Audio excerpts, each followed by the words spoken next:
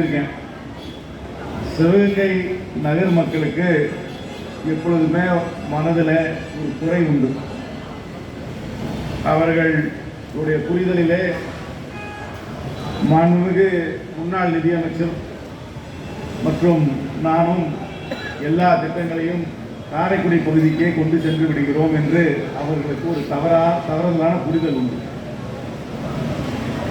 எங்களை பொறுத்த வரைக்கும் தொகுதியிலே உள்ள 6 சட்டமன்ற தொகுதிகளையும் சமமாகத்தான் பார்க்கிறோம். ஆனாலும் சட்டக்கல்லூரியும் வேளாண் கல்லூரியும் சிவகங்கை நகரத்தை சுற்றி வரவில்லை என்பதை மனதில் வைத்துக்கொண்டு நாங்கள் என்னவோ சிவகங்கை நகரத்திற்கு எதுவும் செய்யவில்லை, செய்வதற்கு தயங்குகிறோம் என்று ஒரு விமர்சனம் என்றும் இருந்தது.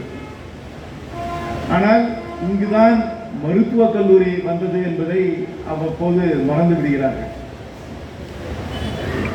சட்டக்கல்லூரியும் வேளாண் கல்லூரியும் வர வேண்டும், நமது தொகுதிக்கு நமது மாவட்டத்துக்கு வர வேண்டும் என்று நாங்கள் முதலமைச்சரிடம் கோரிக்கை வைத்தோமே தவிர நீங்கள் இங்குதான் வைக்க வேண்டும் என்று நாங்கள் சொல்லவில்லை.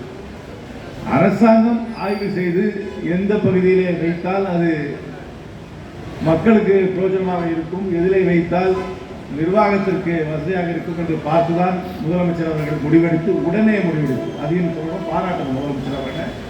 இந்த கோரிக்கை இரண்டையுமே போய் முதலமைச்சரிடம் சொன்ன உடனே எந்த ஒரு தயக்கமும் இல்லாமல் நமது மாவட்டத்திற்கு ஒரு சட்டக்கல்லூரியும் ஒரு வேளாண் கல்லூரியும் அவர் சாங்ஷன் பண்ணி உடனடியாக அதற்கு வேலையை ஆரம்பித்து இப்போ கிளாஸ் நடந்துட்டு இருக்கு.